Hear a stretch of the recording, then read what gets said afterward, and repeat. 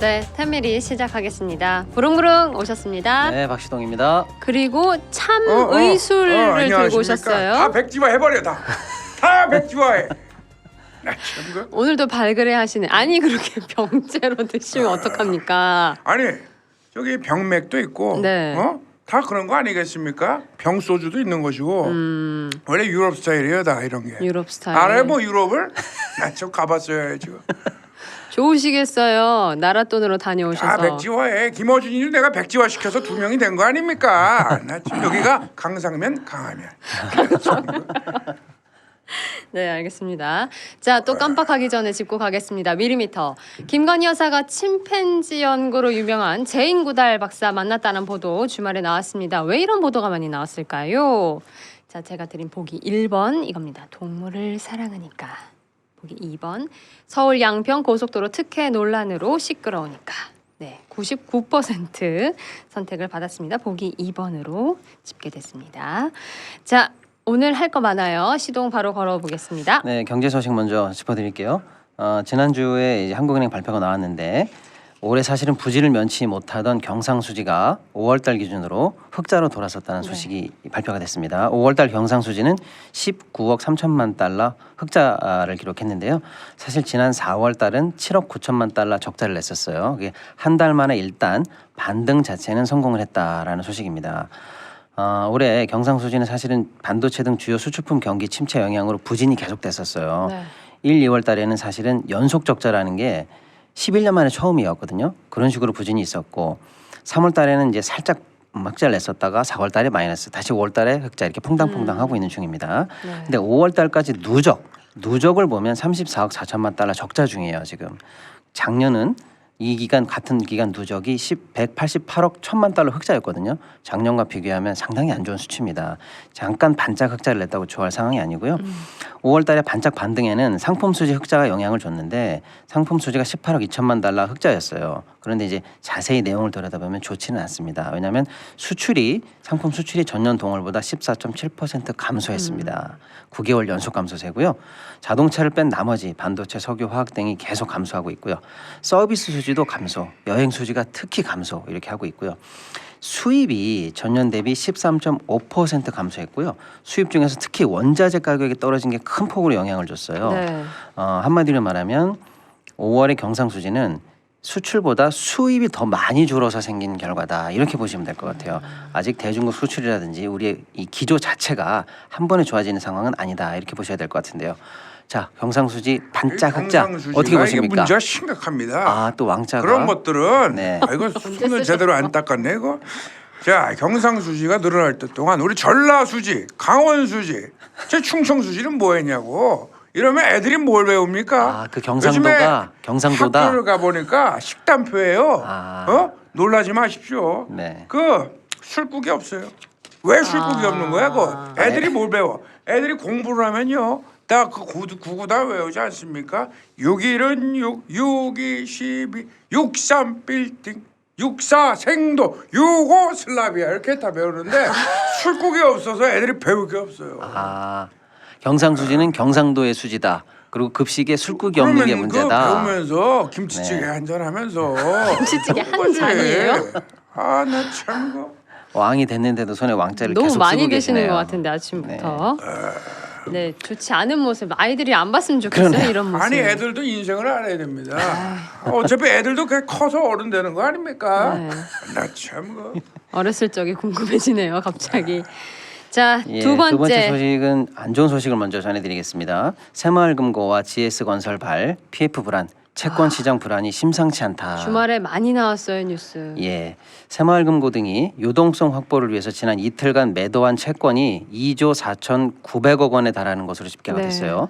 여기에다가 이제 GS건설의 검단 아파트 전면 재시공 결정에 따른 신용도 경색 우려까지 겹쳐서 지금 사실은 한동안 채권 시장이 잠잠했고 하반기에는 좀 좋아지지 않나 이렇게 생각했는데 굉장한 긴장감이 지금 높아지고 있는 중입니다.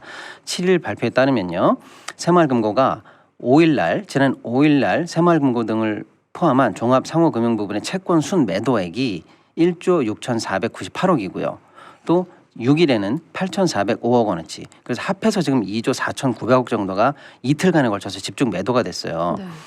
바로 그 전날 4일은 50억 순매도입니다. 그러니까 이게 얼마나 지금 하루 이틀 사이에 달라졌는지 아시겠죠? 50억 순매도가 2조 4천억 그러니까 매수가 매도로 돌아선 네. 거죠.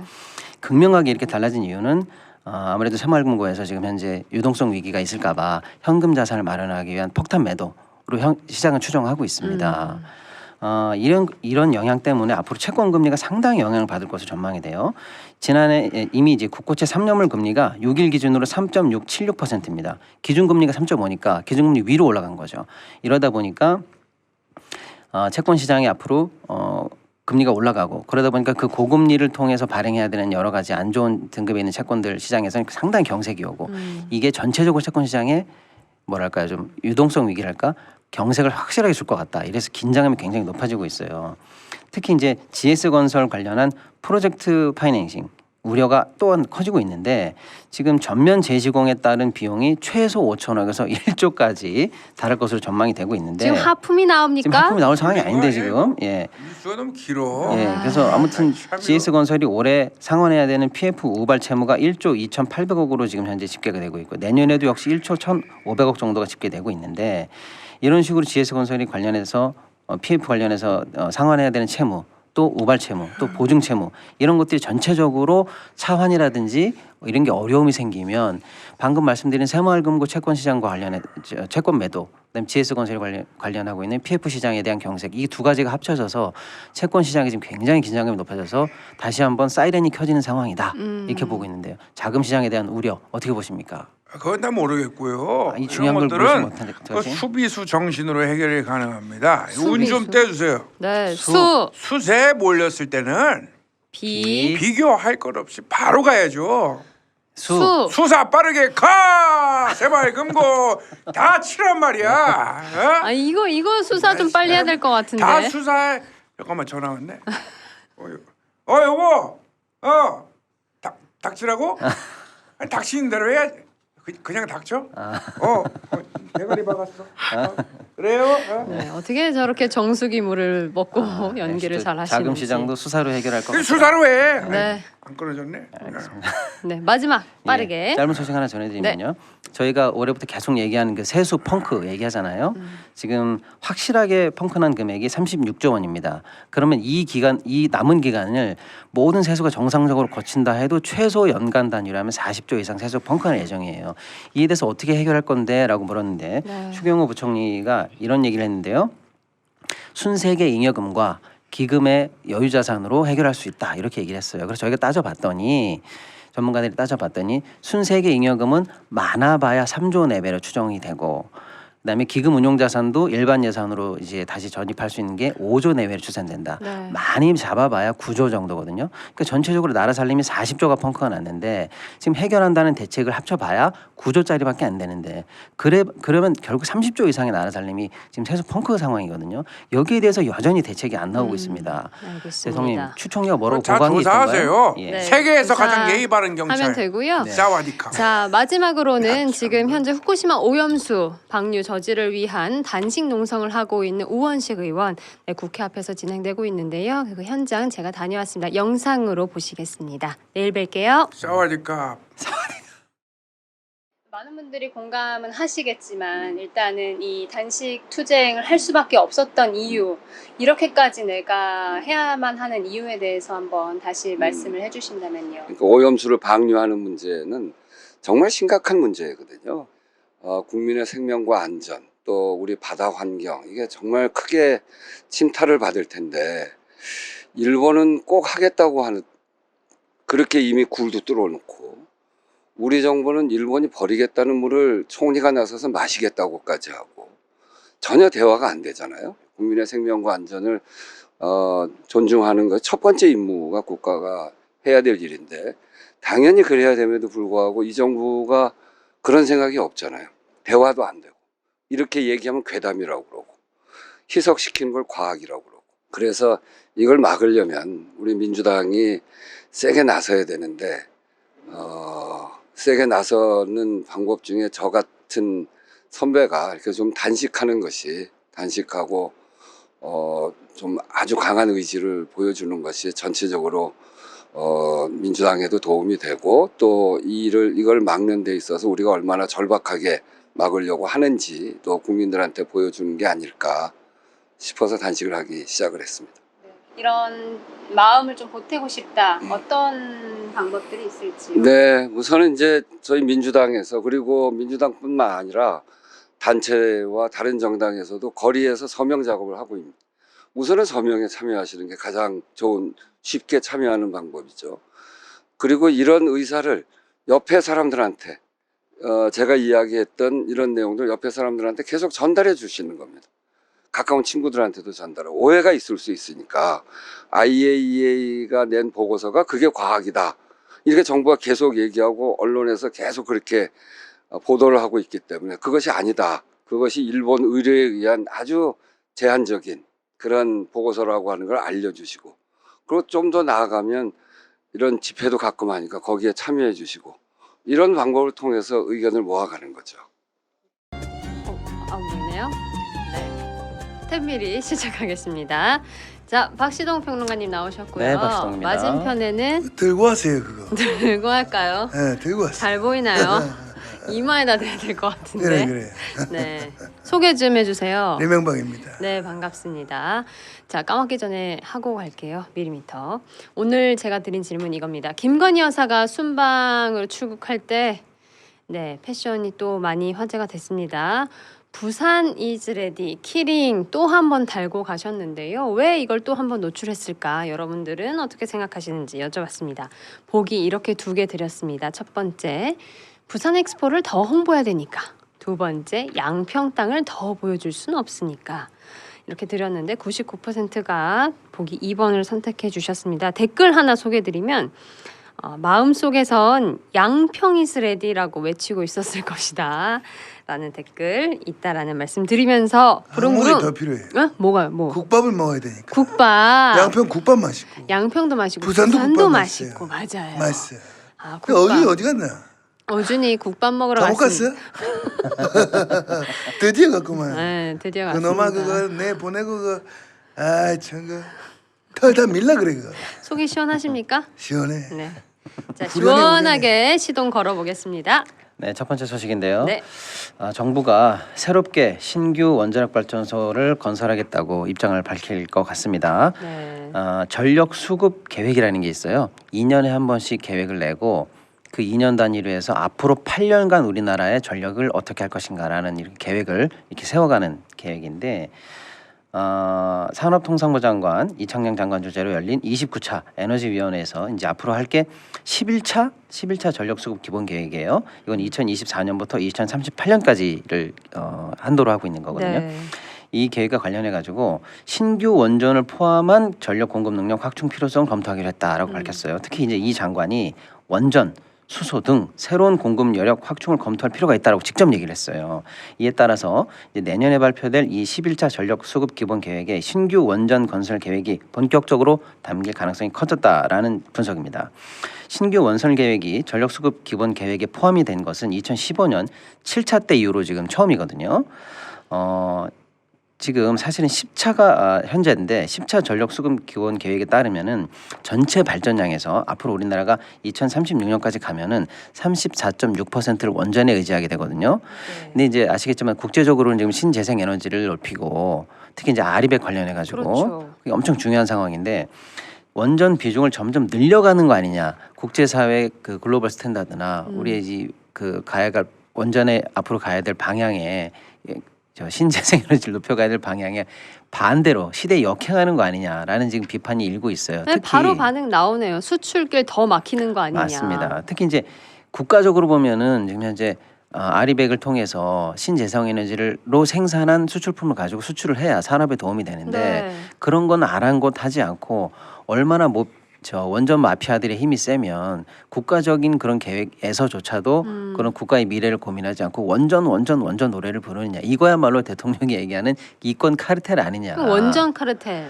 예, 이런 상황입니다. 어떻게 보시나요? 해야 되나? 알이 100이면 문제입니다. 알이 100이면 안 돼요. 그래서 나이 들면 그 개고생합니다. 그 뭐 전력 수요가 급격히 늘어날 거다 이런 얘기도 있는데 저탄소 녹색 성장 시대에는 근본적인 해법이 필요합니다. 네. 세계가 인정한 글로벌 CEO. 맹박이가 한번 오늘 띄겠습니다. 네, 맹박이님. 윤활유 정신으로 가능합니다. 네. 윤. 윤군이 용산에서 고생이 많아요. 네. 활. 활기차게 일할 사람이 필요합니다. 유. 유인촌이 유인촌이 그래서 등판하신 거군요. 특보가 됐어요. 네. 그렇군요. 어떻게 내가 한 번 더 할까?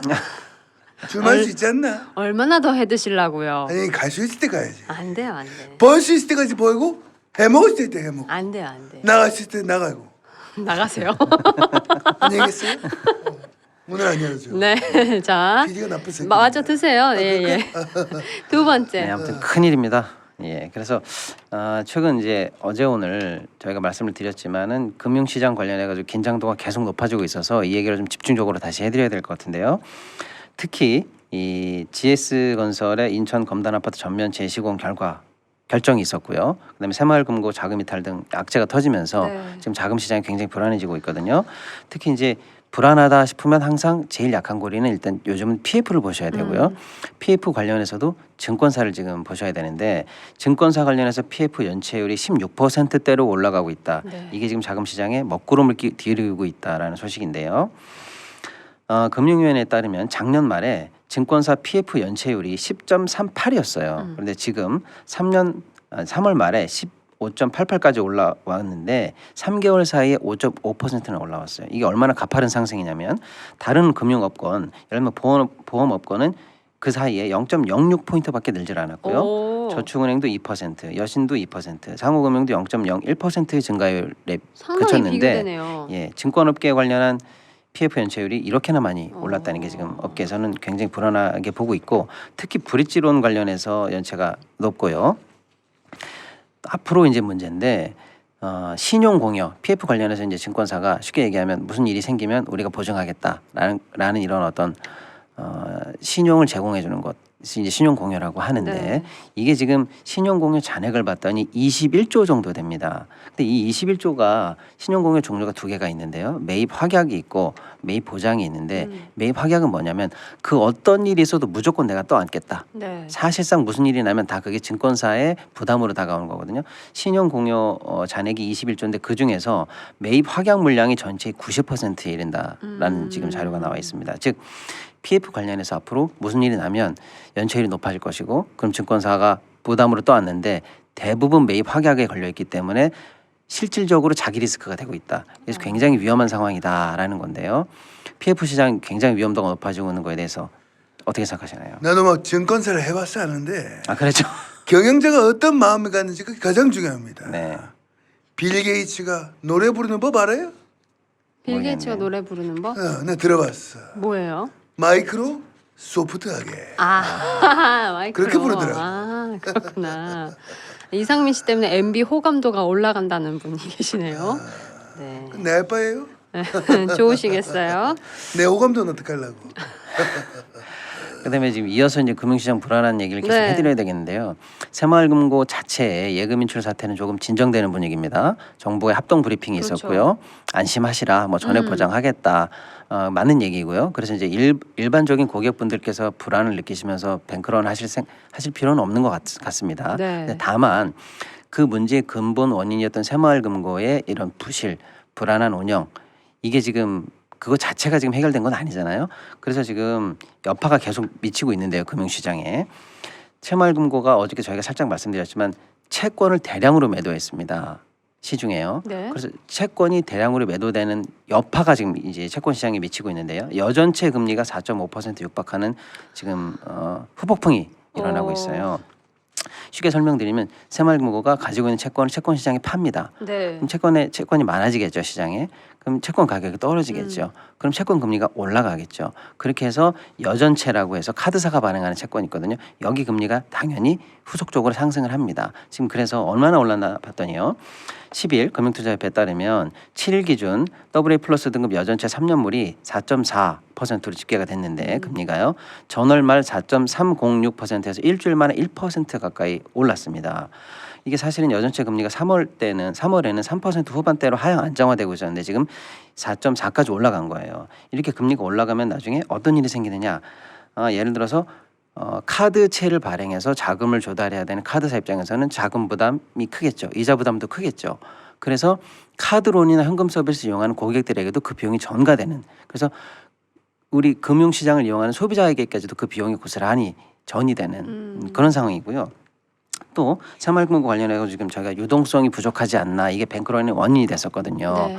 새마을금고 잔고가 뭐 200조가 되네. 그래서 즉시 고객들이 요청을 하면은 돈을 뺄 수 있는 돈이 2조 이상 충분하게 있다. 현금성 자산도 77조 충분하게 있다. 이렇게 했었는데 사실 이렇게 채권을 시장에다 내다 파는 게 굉장히 불안한 시그널을 잡혔거든요. 근데 어제 보니까 은행권이 새마을금고에 6조 원 이상을 긴급 수혈하기로 했다라는 지금 발표가 났어요.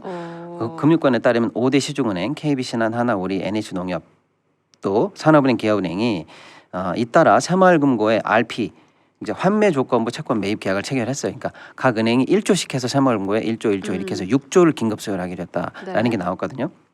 아마도 새마을금고의 유동성이 이 정도 가지고도 부족하지 않았나라는 게 거꾸로 시장에서 불안감을 주고 있거든요.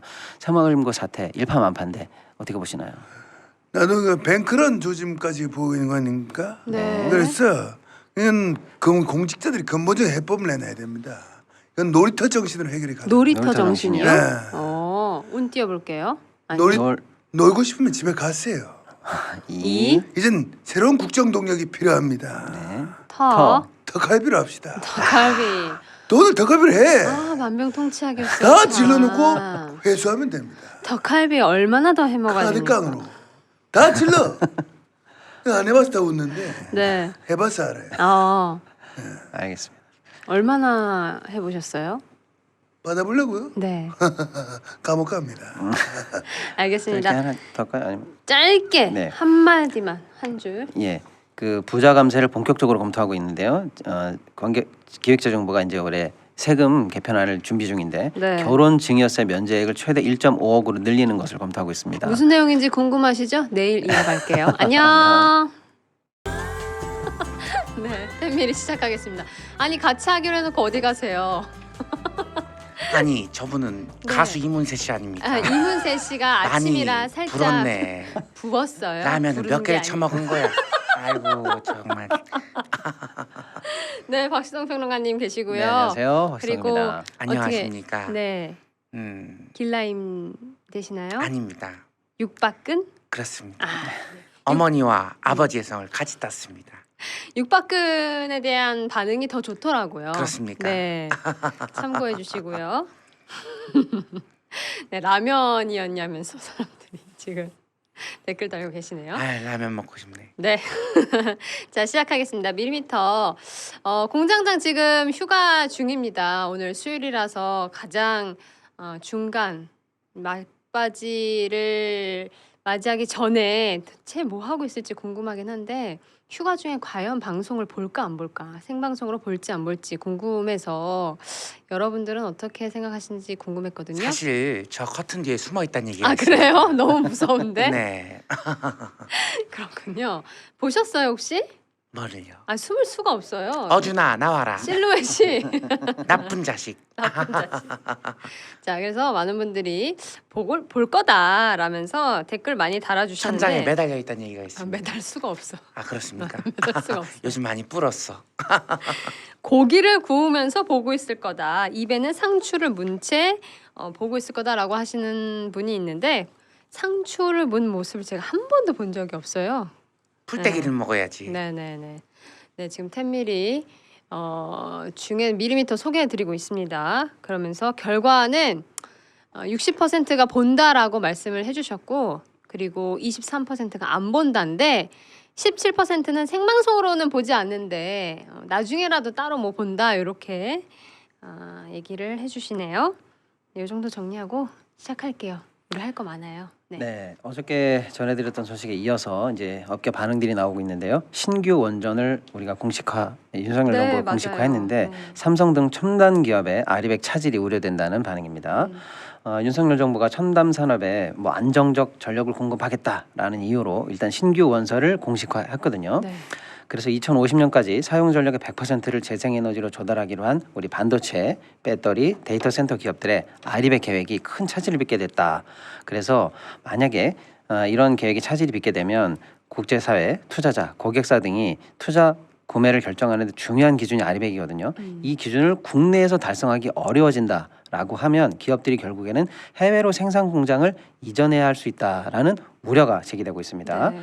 특히 이제 산업계에 따르면 국내 기업 중에서 가장 많은 양의 재생 에너지가 필요한 기업이 어딜까 봤더니 2050년까지 아리백을 100% 달성하겠다고 한 바로 반도체, 삼성전자와 SK하이닉스입니다.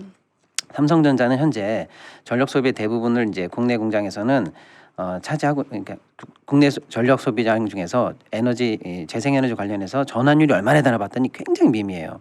그리고 SK는 2.71%에 불과해요. 아리백을 2050년까지 달성하려면 앞으로 가야 될 길이 멀거든요. 그렇죠. 지금 발등에 불이 떨어진 상황인데 이런 상황에서도 업계는 2050년까지 재생에너지 100% 사용하겠다는 계획을 발표했어요. 네. 그런데 이게 차질이 빚어지면 어떻게 되는가 봤더니 KDI 공공정책대학원에서 발표한 자료가 있는데요.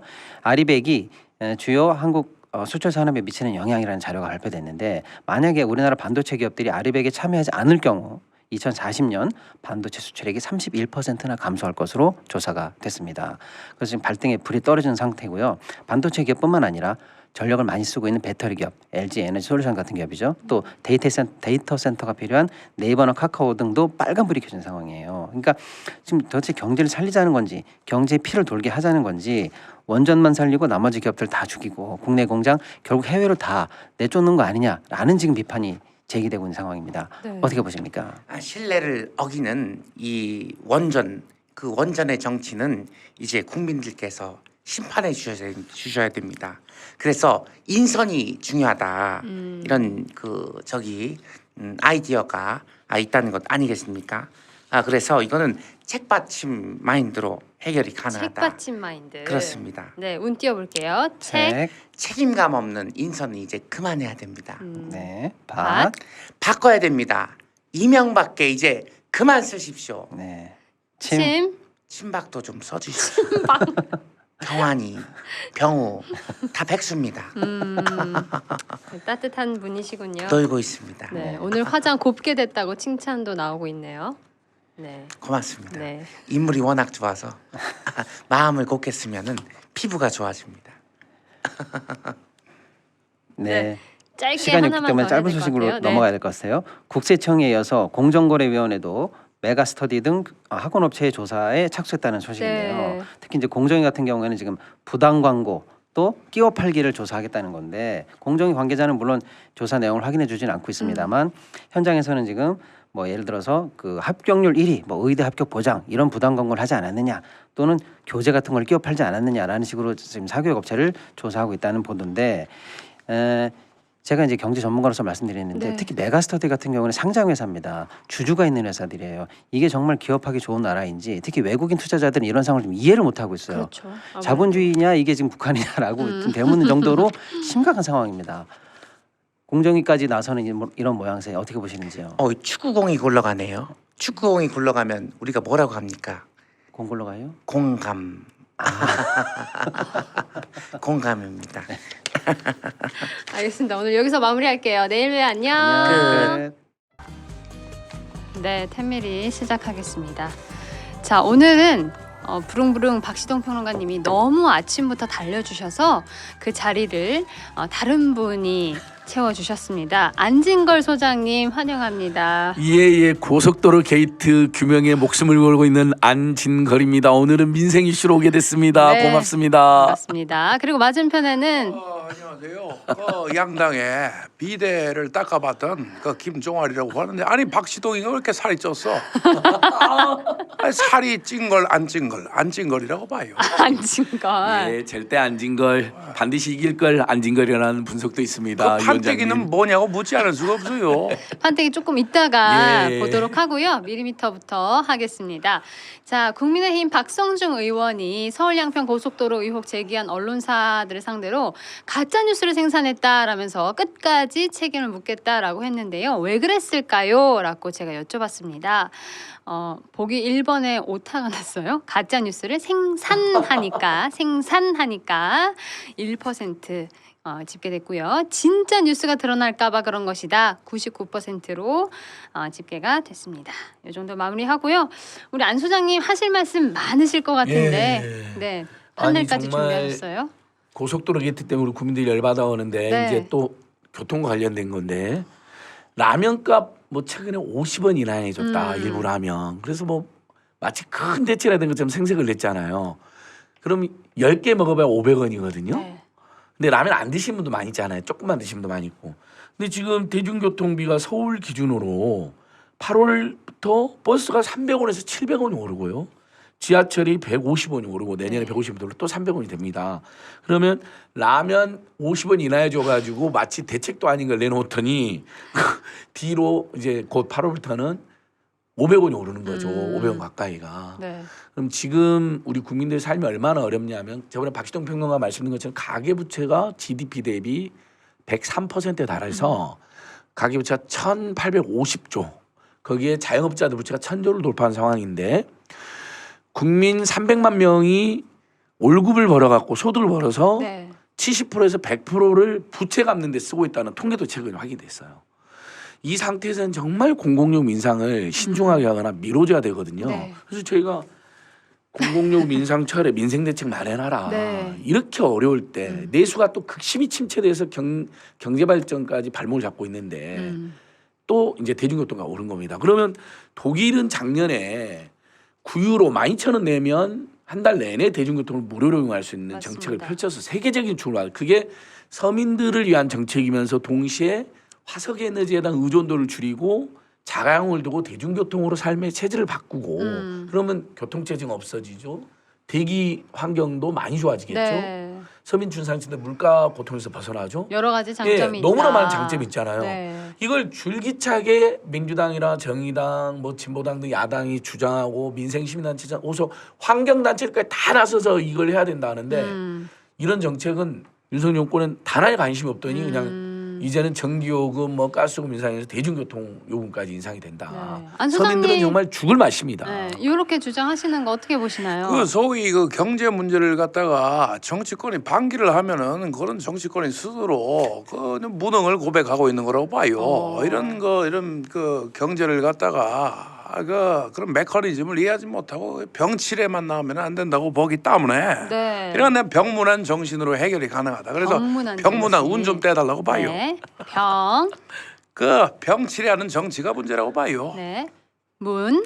그 문제 해결을 위해서라도 그 누구라도 영입을 해야 된다고 봐요. 누구를 영입을 해야 될까요? 마지막 안진걸이라도 영입해야 된다고 오, 봐요. 안진걸 영입해야 된다. 예, 뭐 저는 근데 뭐 항상 그냥 민중의 가슴속과 길거리 살고 싶습니다. 그래요? 영입을 거부합니다. 거절? 거부하시는 거예요? 예. 야 태서봐 묶어라. 말이 너무 많다고 봐요. 네. 공공요금, 대중교통요금이죠. 예. 네, 반값으로 시행해야 된다라고 계속 이 말씀하시는데요. 정책에 오히려 초점을 맞추자. 경기도 하선과 강원도 하천은 아동 청소년들에게 무료 버스 정책을 합니다. 네. 그럼 아이들이 어렸을 때부터 대중교통 친화적으로 바뀌고 어른들이 나를 이렇게 도와준다는 좀 따뜻한 느낌도 들고 공동체와 자기 자신의 관계도 긍정적으로 설계를 하게 되거든요. 세종시는 내년부터 버스를 무료한다고 지금 발표가 됐습니다. 그러니까 지자체는 지금 시도를 하고 있는데 중앙정부가 아무런 관심이 없는 거죠. 그래서 이분을 저는 야당들이 한편으로는 윤석열, 김건희, 한동훈 정권의 정치검찰의 만행이나 고속도로 게이트에 싸우는 것과 함께 민생경제 이슈에 올인해야 된다. 이게 시대 정신이고 이게 진짜 혁신이라고 생각합니다. 네. 그리고 국민들이 힘들다 보니까 소액 생계비 대출이라는 거에 몰려들었는데요. 윤석열 정부에서 대책이라 내놨는데 100만 원 빌려준 자를 갔더니 50만 원만 빌려줍니다. 이자는 또 이자가 엄청 높던데요. 이제 저번에 민생상을 말씀 16%나 됩니다. 네. 이게 거의 대법치 역할을 정부가 하고 있는 것인데 놀라운 것은 더 슬픈 것은 그럼에도 불구하고 수십만 명의 국민들이 거기에 몰려들었다는 겁니다. 막 줄을 서시고 6월달 기준으로 4만 5천 명이 대출을 받았습니다. 네. 그 50만 원이 없어가지고 16%. 근데 연체가 8.8%가 발생했거든요. 윤석열 정권이 웃긴 게 연체율이 8.8%면 10명 중 1명이 그 50만 원도 못 갚았다는 거잖아요. 그 이자 16%를. 이러면 정말 국민들이 어렵구나. 차라리 우리가 복지로 지원해 주겠다. 아니 그 또는 이제 50만 원을 빌려줄 게 아니라 그냥 줄 수 있는 그러니까 방법은 없나요? 최소한 아까 300만 명 정도가 소득의 거의 100%를 빚 갚는 데 쓰고 네. 있고 이 생계비 50만 원 대출 받기 위해서 막 줄을 서고 16%나 되는 대출이라도 그러니까 불법 사금융으로 안 가고 극단적 선택으로 안 가고 이리 오신 분들이잖아요. 그러면 차라리 복지 지원을 해주거나 네. 아니 이자율을 그래도 10% 이하로 학자금도 1.7%로 빌려주는 세상인데 근데 연체율이 8.8% 발생했는데 연체율이 낮다 예상보다 잘 갚았다고 발표한 거예요. 윤석열 정부가. 10명 중에 1명이 네. 50만 원 빌려서 그 이자도 못 갚은 건데 연체율이 낮다. 이건 완전히 국민을 속이는 거죠. 네. 연체율이 10%나 발생한 걸 봤을 때 50만 원도 못 갚았구나. 그러면 우리가 복지를 늘린다거나 긴급 생계비 지원으로 네. 아니 이자를 낮춰줄 생각을 해야 되는데 어떻게 해야 될? 쫑알님. 비대위. 네네네. 비대 다 끄셨나요? 굉장히 지루했다고 봐요. 아유, 아니 지금 누구세요? 이거는 예, 이거 박시동이 아니고 안진걸입니다, 위원장님. 경제를 갖다가 해결 가능한 곳은 재원을 갖다가 정부가 그 투여를 했는데 봐요. 이거는 내가 계획을 하나 준비를 했는데 네. 안 웃으면 컷오프라고 봐요. 한의사가 갖춰야 할 마음가짐. 한의사? 뭘까요? 인생은 한 방이다. 한 방에 대출을 해줘야 된다 봐요. 뭐 대출이든 뭐든 재정을 갖다가 투여를 해줘야지. 재정은 저기 꽂아 놓은 보리자루도 아니고 난 그렇다고 봐요. 그냥 줘도 되지 않습니까? 쟤는 왜 안 웃어? 웃으라고 했잖아요. 대가리 박아야 된다고 봐요. 역시 경제민주화의 온조답게 예, 예전에 예. 우리 개그도 김종인- 민주화해야 된다고 봐요. 그럼요. 기득권들이 많아가지고 경제민주화를 김종인 박사님 어떻게 설명했냐면요. 네. 돈이 도는 경제민주화라고 설명했어요. 그러니까 경제 성장을 하면 뭐 합니까? 다 상위 1%나 10% 또는 재벌대기업 독식하는데 경제 성장의 성과가 골고루 퍼지면요. 내수가 활성화되고 국민경제 균형적으로 발전해서 사회 통합될 뿐만 아니라 경제 성장률도 올라갑니다. 알겠습니다. 예, 왜냐하면 서민 중산층들은 소비 탄력성이 크잖아요. 네. 소득이 생기면 소비를 늘리거든요. 네. 늘 서민 네. 걱정에 밤잠을 제대로 못 주무시는 안진걸 소장님 여러분 어떻게 보셨는지 댓글 남겨주시고요.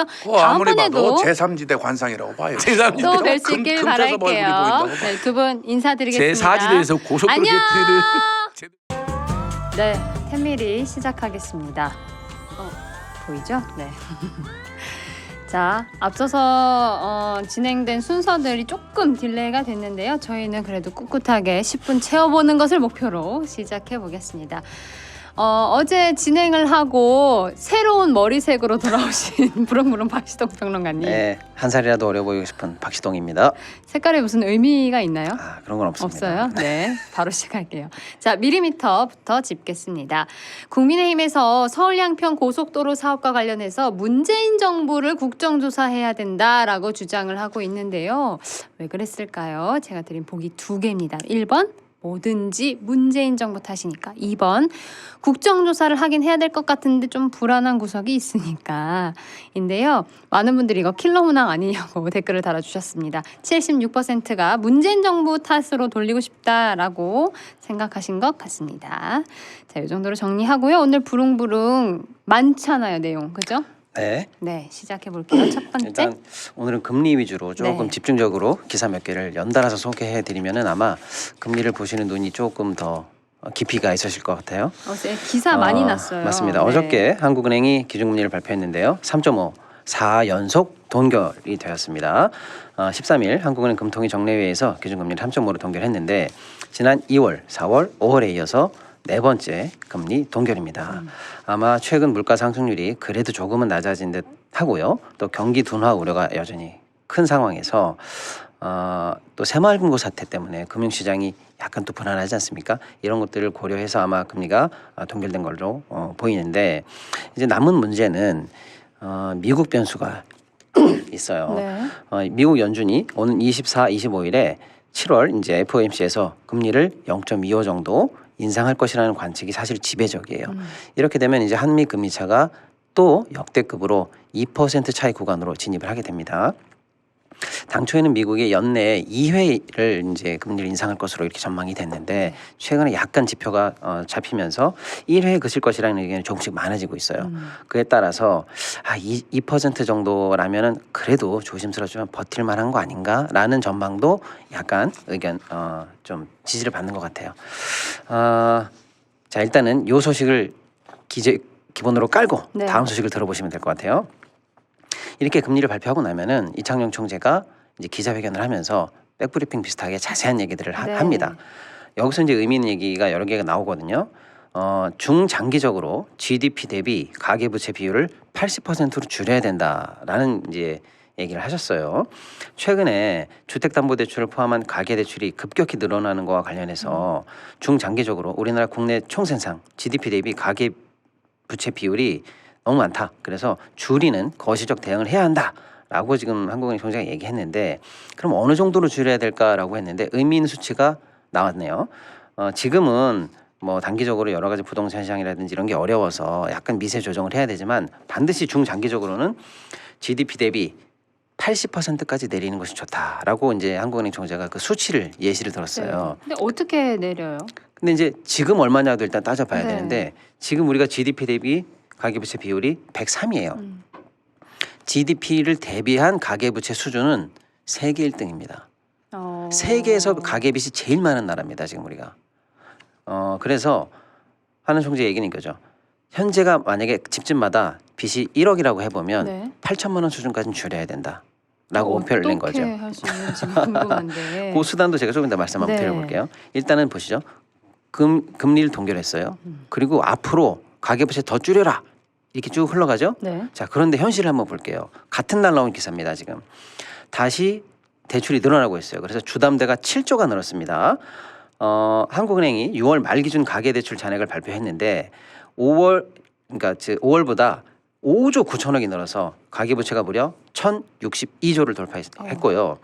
이게 지금 4월부터 3개월 연속 증가하면서 가계부채 대출 잔액이 역대 최대치를 경신했습니다. 특히 이렇게 늘어난 것의 결정적인 것은 주담대인데 6월에 무려 주담대가 7조가 늘었습니다. 2020년 2월 이후 가장 많이 늘었어요. 한국은행 관계자는 아마 최근에 주택 입주 물량이 늘어나고 뭐 전세 자금 수요도 커지고 등등등 이런 원인이 아닐까 이렇게 분석을 했는데 자, 잘 들어보시죠. 이상하지 않습니까? 한국은행이 금리를 동결하면서 가계부채 때문에 못 올린다 이런 얘기를 하는 거나 마찬가지거든요. 그런데 그리고 앞으로 가계부채 좀 줄여라 이렇게까지 얘기했는데 현실은 어떠나 봤더니 오히려 가계부채가 늘고 있습니다. 7조가 급증을 했어요. 이러니까 벌써 정책 당국에 뭔가 정책이 좀 이상하지 않나? 모순적이지 않나? 이런 느낌을 받으실 것 같아요. 바로 이어서 분석 기사가 나왔죠. 한국은행과 금감원의 가계부채 평가가 온도 차이가 있는 거 아니냐? 네. 이게 지금 어떻게 된 상황이냐라는 이제 기사가 나왔는데 한국은행 총재의 말은 한마디로 얘기하면 가계부채가 우려스럽다 이건데 이에 대해서 금감원에서는 걱정할 수준이 아니다라고 금감원 우리 이복현 금감원장 이런 얘기했어요. 이복현 금감원장은 어저께 이 한 그 보험사 행사에서 기자들을 만나서 가계대출 잔액이 역대 최고를 가르치고 있는데 어떤 상황입니까?라고 했더니 걱정할 수준이 아니다라고 하면서 GDP 성장률보다 가계대출 증가율이 낮기만 하면 되는 거 아닌가라는 식의 발언을 했습니다. 자, 이에 대해서 이제 고민해볼 지점이 나온 거죠. 자, 고금리를 왜 하는 겁니까? 통화량을 줄여야 됩니다. 인플레를 막아야 됩니다. 그러면 고통스럽죠. 네. 국민들에게 고통을 일부 감내하라고 하면서 고금리 정책을 하는 건데 그 정책의 효과를 발휘하려면 최대한 통화량이 줄어들면서 빨리 바닥을 쳐야 됩니다. 그리고 다시 이제 경기가 올라가야 되는데 지금 한쪽에서는 고금리를 계속하면서 국민들의 고통을 요구하면서 통화량을 줄이고 있는데 반대쪽 사이드에 있는 정부 속에서는 집값 떨어지면 안 된다는 생각 때문에 걱정할 수준이 아니다라고 해서 주담대가 계속 늘어난 상황을 어느 정도 용인하고 있는 이 모순적인 상황 이게 지금 사실은 이 혼란을 많이 가져오고 있는 상황인데요. 이에 대해서 이제 국민 여러분께서 한번 생각해 보시라고 이렇게 쭉 연달아 기사를 하루에 이렇게 모순적인 기사들이 쭉 나오길래 제가 한번 짚어봤습니다. 좋습니다. 짧게 그리고 한 가지 더 짚어볼 수 있을 것 같은데요. 네. 그 대한상공회의소 회장이 바로 SK 최태원 회장인데 네. 아주 의미 있는 얘기를 했습니다. 어저께 중국은 대체 불가하다. 우리나라의 가장 큰 무역 파트너다라는 말씀을 하셨어요. 그리고 중국 시장을 버려서는 절대 안 된다. 앞으로 세계 경제는 정부와 기업이 한 팀이 돼서 움직이는 체제인 만큼 제발 우리 한국 정부도 기업을 앞장서서 도와야 된다라는 그러니까요. 쓴소리를 했어요. 네. 그래서 정부 당국이 아마 얘기를 들으면 굉장히 당황스러울 것 같은데 12일 SK 최태원 대한상의 회장이 대한상의 제주 포럼에서 기자 간담회를 참석해서 이렇게 얘기했는데 한국의 가장 큰 무역 파트너인 중국을 셧다운하고 다른 마켓을 찾을 수 있을 정도로 중국이 그렇게 대체 가능한 시장이 아니다. 중국 시장을 잃어버리면 우리 경제에 상당한 타격을 입고 내부 혼란이 온다라고 해서 윤석열 정부의 뚜렷한 이 반중 정서와는 다른 얘기가 이렇게 큰 대기업에서 공식적으로 처음 나왔습니다. 그러니까요. 멘트가 많이 보도됐어요. 멘트가 너무 세요. 네. 그래서- 기업 홀로 싸우기는 어렵다. 예, 시장이 특히- 쪼개졌다. 맞습니다. 뭐 미중 양강 정부 시장에 기업 경쟁력 자체에 개입하는 일이 생기고 있다. 마이크론 사태 관련한 걸 얘기하는 것 같아요. 그러면서 앞으로는 정부와 기업이 플러스가 돼가지고 같이 해야 되는데 제발 우리 정부도 뭘 할지 미리 좀 움직여야지 맨날 문제가 터지면 사후 약방문식으로 접근하는 것은 부족하다라고 얘기를 했어요. 그러니까요. 오죽 답답했으면. 이게 그 SK 회장으로서 한 말씀이기도 하지만 대한상의 회장의 말이거든요. 기업인들이 우리 정부의 대책, 탈중국 정책에 대한 이 불만 이런 것에 대해서 아무래도 총대를 메고 쓴소리를 한 게 아닌가 이렇게 해석할 여지가 있는 것 그렇게 같아요. 해석을 해볼 수밖에 없습니다. 네. 다음 주 월요일에 이어갈게요. 안녕. 안녕.